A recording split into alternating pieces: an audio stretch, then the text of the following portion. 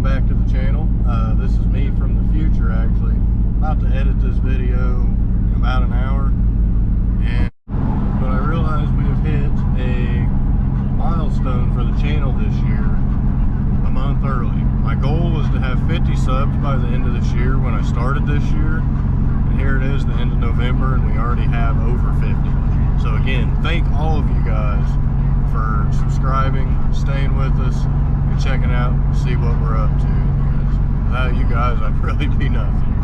And I just think it's awesome, pretty surreal that I honestly, last month, I was afraid, quote unquote, that I wasn't going to get my sub goal. Again, I just want to say thank you to all of you, and well, let's keep building. What's going on, everyone? So today what we're going to do is we're going to get started on getting our engine swapped here into this Black Z. So what we're going to start first of all is getting this very large and low front bumper off, because I can't fit anything under it. It's so low to the ground. So we'll get to working all that off. We'll get to undressing everything from the engine, so that way, on at least from the top side, so we can pull it out. Wiring harness, plenum, all that. Granted, the plenum doesn't have to come off, I just need it to. Our motor mounts, everything power steering wise. Let's get to work so we can hopefully we can get this pulled in here and all squared away today. Got the front bumper nose panel off. We've got all of the wiring harness removed here. We just have one plug right down here on this. Already got this side. I've got one bolt left on the PTU. I've got to go get my 1/4-inch drive. Now I'm going to go grab a drink at the store, and then I'm going to come back, get the car lifted up, get under it, so we can see about getting this exhaust either broken off or loosened up, since I sprayed it with PB Blaster a while back. This right here alone is the reason why I'm partially beginning to regret buying this car, only because I always seem to underestimate the amount of work that needs to be done when you have a rusty car. It literally just makes everything 10 times harder, makes it take 10 times longer. Here I am thinking I'm gonna have this whole engine swapped and dropped out today. What, by the time sun goes down, here I am, still haven't got even the transmission undone. What I think I'm going to do, I'm just going to pull the motor and trans at the same time, try to catch my trans fluid, and I don't know, this is just becoming way too much. What we've gotten done so far, got both test pipes loosened from our X pipe. Our X pipe's first hangers are undone, so we can have a little bit of flexibility. We just pulled off our heat shield, so now we're going to hit these two, where are they, the two carrier bearing bolts with some PB Blaster, as they're completely brown and orange. And we'll let that soak for a minute before we come back, try to pull the drive shaft.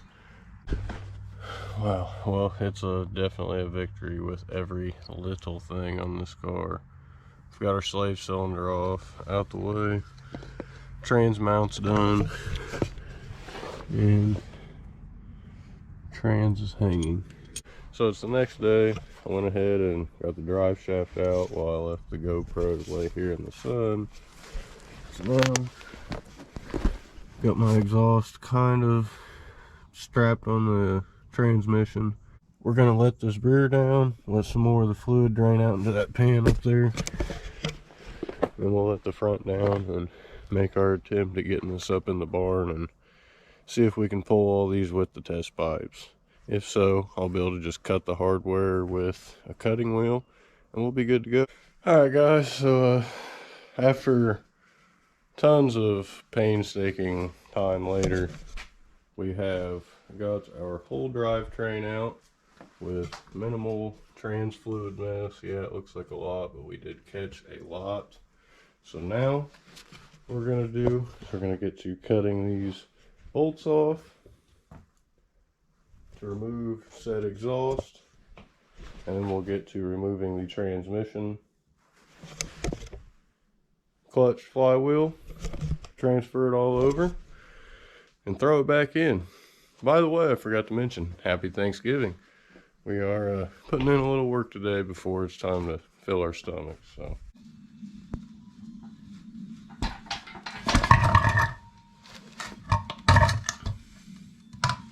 Few observations. Got some mad valve cover leaks back here, completely covered in oil. Got a rear main leak. You can see how wet that is. PCVs are shot. This was already broken, but now it's totally missing. So yeah, we're gonna do all of our deletes, get all of our new hoses, new idle air hoses, get this plenum put over here, and we're all good to go.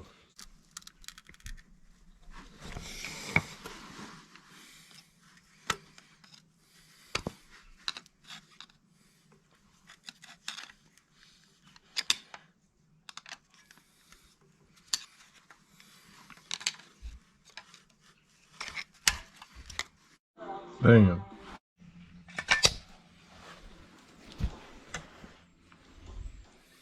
Time to throw her in. Due to the recording curse, I won't be filming this, but here's our attempt.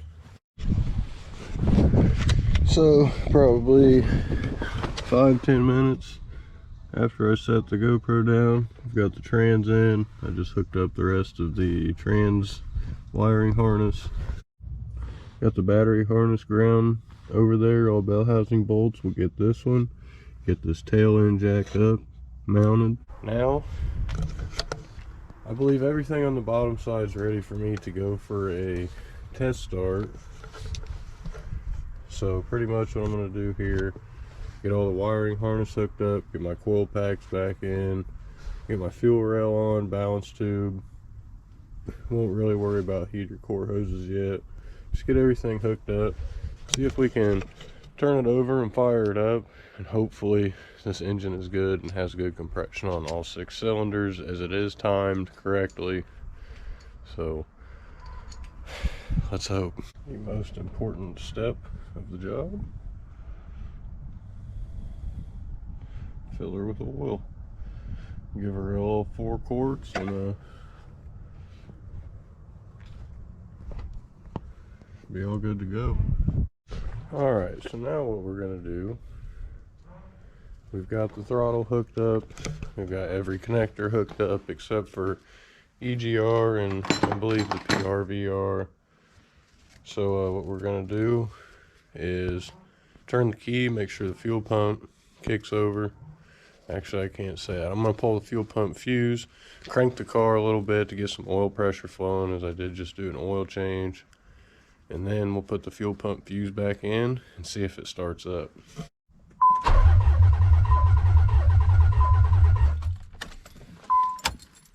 Alright, so we've cranked it for probably 30-40 seconds. Get our oil pressurized and through our system. Now we will take our fuse. Usually have to prime it 1-2 times at least, and it should all be there. So here's nothing.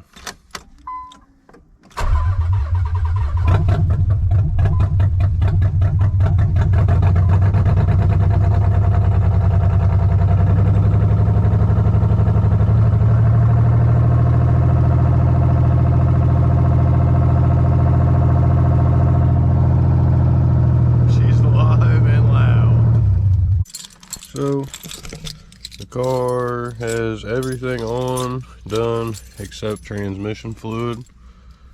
I gotta get another pump. I completely forgot, so I'm gonna grab one tonight after my next Thanksgiving dinner.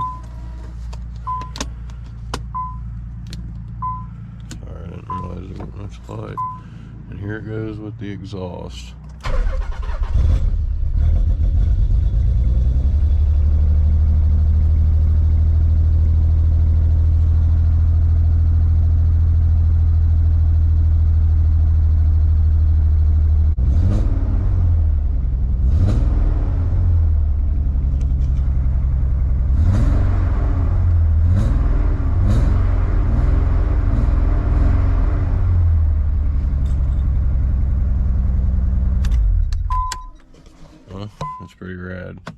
So we will get to cleaning everything up, and we'll grab us a new fluid pump tonight so we can have this all good to go by tomorrow.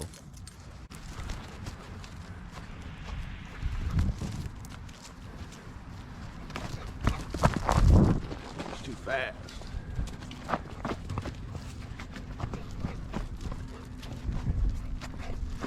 Alright, it's the next day, morning, whatever you want to call it. We've got everything back together. We've got the gear, fluid, and the trans, or MT90, whichever. Currently, it's running for a couple minutes, still idling a little high.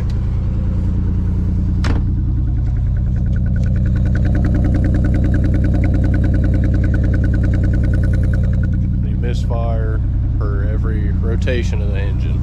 Something I found out.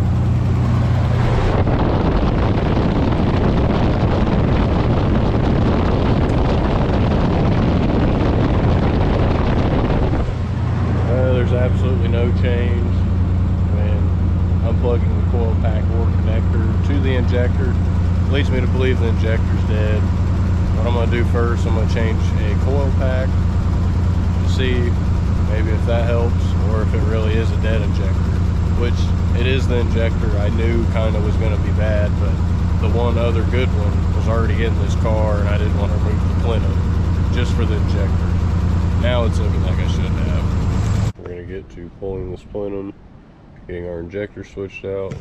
I already have the other injector pulled out the rail, so should be a pretty quick fix.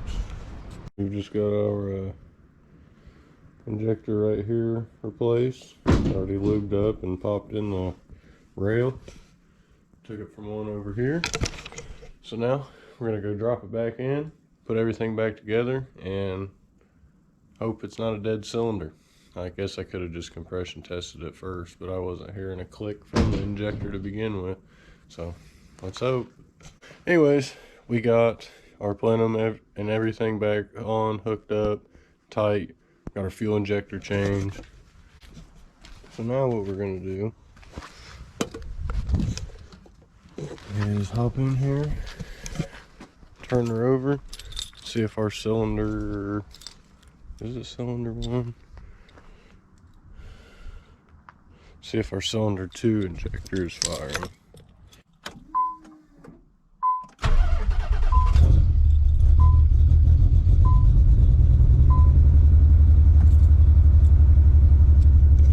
Starts up again. Sounds a little messy.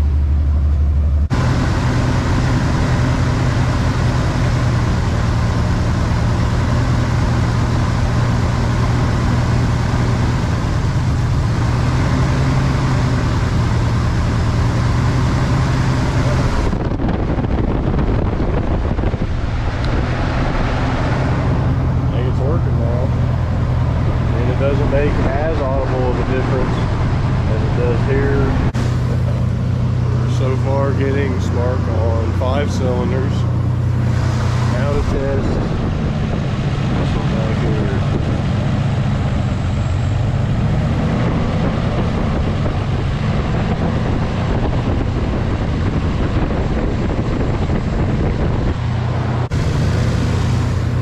Yeah, we're Gucci. So running good. I guess what we'll do now is put some cooler, let it idle out. We're getting started on this here Black Z. Today, what's going to consist of, we're just getting our coolant bled. This is a smooth, steady idle.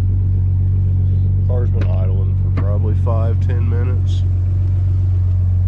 Now we're almost up to temp. There, we're idling flat at about 1050. So now turn our air on max, and we'll just let it sit here and idle. After getting in the car, pushing the clutch in and whatnot, I noticed that the clutch was grabbing very low. So check the fluid. Fluid was really low, super nasty.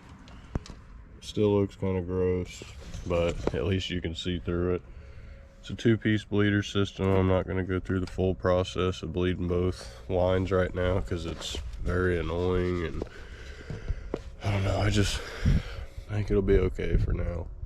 I'll do a whole system flush when I can grab another thing of brake fluid. And here I just noticed brake fluid's bad. Obviously if the clutch is bad, but it's pretty low too, so I'm gonna grab something to top it up. Say probably bled the clutch about 20 pumps, got the rest of the air out, and we should be good to go. Gonna grab the bumper, put it on. Yeah, hopefully get this thing looking like a car again. Got the clutch bled. Now, just for the time being, I may just either take it around the block or just take it for a drive around the backyard. Probably just go down go around the block, see how it drives, see how it feels, see if, I don't think it's been going long enough to see if that PTU issue, I just say that because I suspect it was a PTU, but if this misfire, weird, I don't know, it just like cuts out, and you have to like feather the gas to really get it going, and it just sounded horrible. So hopefully with the new engine, maybe that's not an issue. Perhaps we just really did have low compression on that other engine, as we did only test 2 cylinders. But anyways, we ordered some exhaust valves, or not exhaust valves, intake valves, so we can replace them in that engine to make it a little stronger and heavier duty. So we'll see how this, especially the clutch, feels since I've bled it a little bit.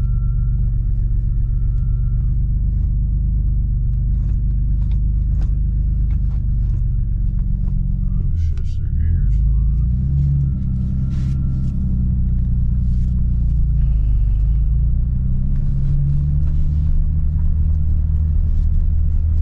I'll report back shortly. So far so good. I've done about a half lap around town. I've kind of got laid into it a couple times. Obviously no clutch slippage, that wasn't an issue, but it actually has a little bit of pep in its step now compared to previously. It just, I don't know, it almost felt like it was in limp mode, but I know it wasn't throwing any codes. So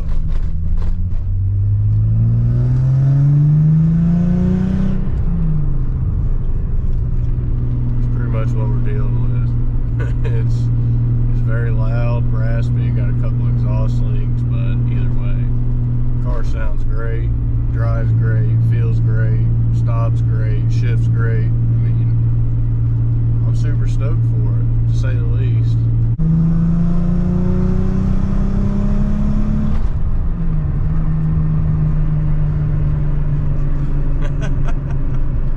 Oh, it's sweet. I like these Stillen exhausts, I will say that. Now that I've tried 2-seater and 4-seater with X-Pipe.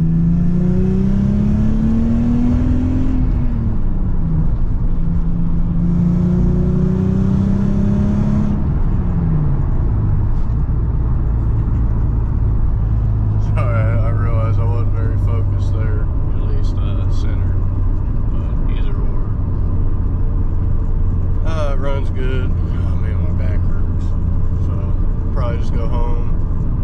We'll take it on a little bit, like probably another 5 mile of a drive, just to really hopefully weed this issue out, so we can be like confident and comfortable to take it out and drive it places now.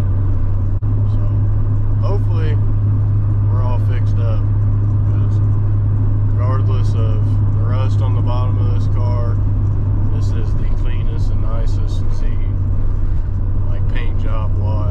I can actually see myself in the reflection. It's just super cool either way. Alright guys, that's going to be the end of this video. I just realized I don't think I made an outro for the rest of the video yesterday. So if you guys like what you see, drop a subscribe below and stay tuned for our next video. Also, don't forget to like and comment. And, well, we'll give you a little sneak peek. We got another car. And it came with these. That's all the sneak peek I'm giving you. Thanks for watching. See you guys.